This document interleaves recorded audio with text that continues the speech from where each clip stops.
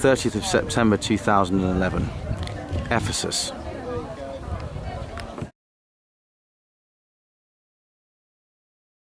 Well, here we are at the Temple of Artemis, which is one of the 7 ancient wonders of the world.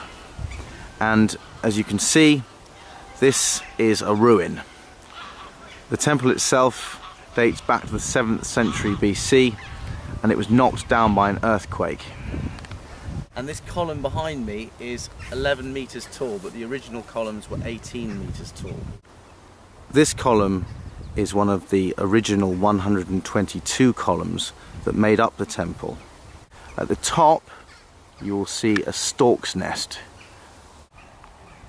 The Temple of Artemis was dedicated to the goddess Artemis, and the name Artemis is translated as Helena in English.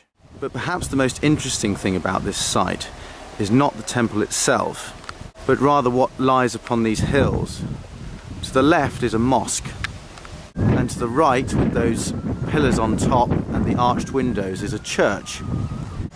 Under that church lies the body of St. Paul, who wrote his letter to the Ephesians to persuade them that Christianity was the true religion. And for this reason, the Ephesians imprisoned St. Paul for 2 months before releasing him on compassionate grounds.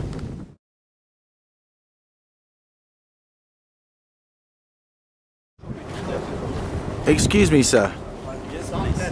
Can you tell me how your watches can be genuine and fake at the same time? This is really genuine fake watches here. Did you want to see? Yes.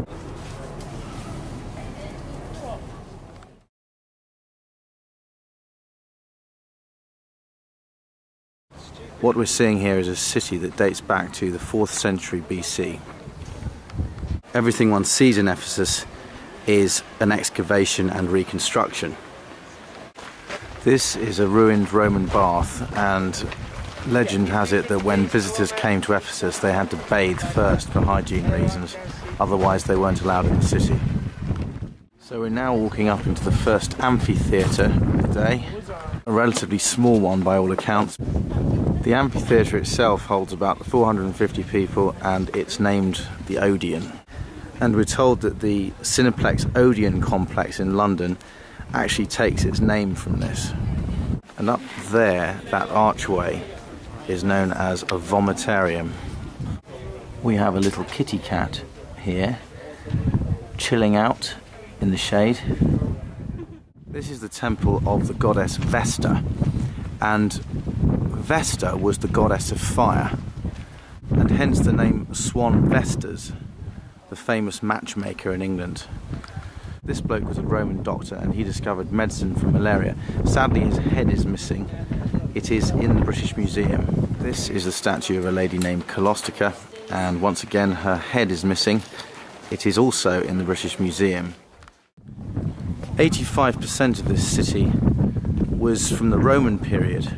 Only 15% was from the Hellenistic period, which was the 4th to 2nd century BC, when Alexander the Great was around. This is Trajan's fountain, and just there in the middle is the remains of the foot of a 67-meter statue of the Emperor Trajan himself. This is not a temple at all. It is in fact a Roman bath, this being the largest of the 4 chambers. Here you can still see the original pipes that pumped hot water through the bath system and around the complex. This spectacular structure here is Hadrian's temple, and I guess that he built it to put Trajan's temple to shame.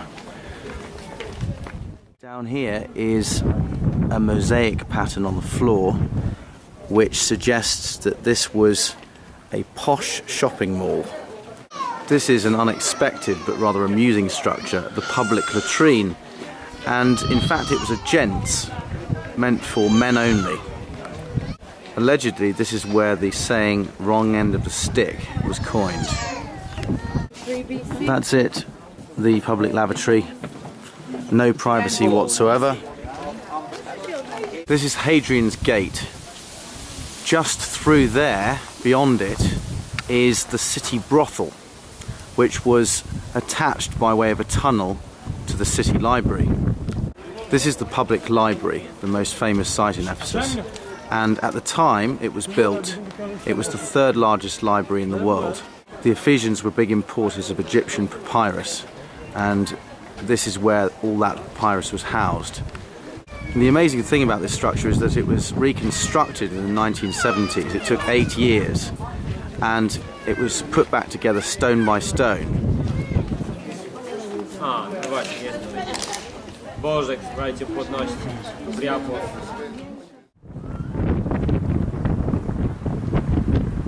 Well, at last, this is the one we've all been waiting for, the great theatre of Ephesus, the amphitheatre that was built in the Hellenistic period. And what's interesting about this is that it's built against a hill. The ancient Greeks didn't have the architectural technology to build freestanding amphitheatres in the same way that the Romans did. This is a view of the street that leads to the sea, and this is quite significant because the sea air sweeps on shore up into the amphitheatre and helps the voices carry. Up until recently, this building was used for pop concerts, but they've put a stop to that because the vibrations from the speakers have caused structural damage. But what we see all around us is this incredible scale of excavation, and all of these rocks will at some point hopefully be stuck together again. The question is, where do you start? It's like a massive jigsaw with no instructions. Sadly, we don't have time to see it up close, but over there in the distance somewhere is the Church of Mary, which is the final resting place of the Virgin Mary, Mother of Jesus. Well, that's it. It's a lovely spot. It's not quite one of the 7 ancient wonders of the world, but it's very close. And it's a genuine journey through antiquity. Quite a privilege to have seen this place.